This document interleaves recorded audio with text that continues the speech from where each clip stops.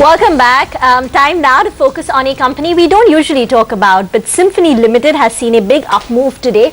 It's up close to about 7% volumes higher than what it normally sees. Rupesh Shah, the ED of Corporate Affairs of the company, now joins us. Hi Rupesh, and thanks so much for joining us. There were some reports that suggested that the company is aggressively looking at increasing their exports exposure. Could you tell us currently where what's the percentage of revenues which come from exports? How much are you looking to scale it by?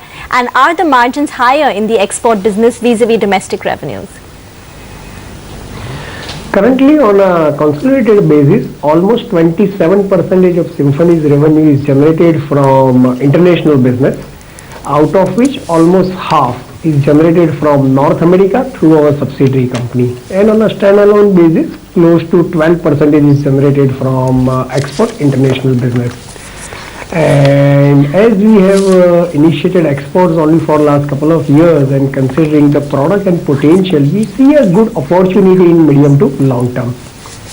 As far as margins are concerned, yes, on account of rupee depreciation, on account of better product, and on account of model mix, profitability and realization is good. And also, as our exports are from specialized economic zone near Surat, profit thereon is tax-free, and hence it results into higher profitability in exports. Hi Rupesh, good afternoon. So currently in Q3 your margins stand at about 29%. Now with this higher percentage or proportion of exports plus like you mentioned, rupee depreciation, newer product launches that you're perhaps planning, what could be the upside to your margins? How much higher could they go from here? Ours is a 30th June year end, so December was the second quarter, not third quarter. And as we are getting the benefit of rupee depreciation, plus we have launched the new models, and also on account of the price increase, and also on account of economies of the scale, overall operating profit margin and net profit margin has gone up by a couple of points. And by and large, it should stand at that level in the quarters to come. Okay. We understand that the company has premium pricing, so you all realize, so is that something that is sustainable, or, there is increasing competition and therefore this premium pricing that the company has enjoyed up until now might not sustain? Because you spoke about price increases in your previous answer. So if you could just talk more about that and what the plan is going ahead.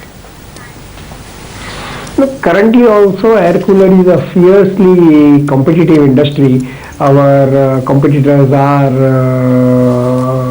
well recognized names in the industry, including Videocon Group, Kenstar, Bajaj Electrical, Orient Fan, and some others. But because of the product innovation, continuous upgradation of the model, and total focus on air cooler industry, we are in a position to offer much better value for money and hence premium pricing. All right, Rupesh. And we expect that to sustain. All right. Thanks very much for joining in this afternoon, and we'll touch base with you once again soon. Thanks very much. Also keep an eye out on the markets, because now at the high point of trade, the Nifty is above that 6180 odd mark. But do remember to log on to moneycontrol.com, where you can find lots more stock specific ideas as well as details on the stories we've been reporting. We'll wrap up then on Midcap Radar, but do stay tuned. Your stocks saw the Apka comes up in a bit.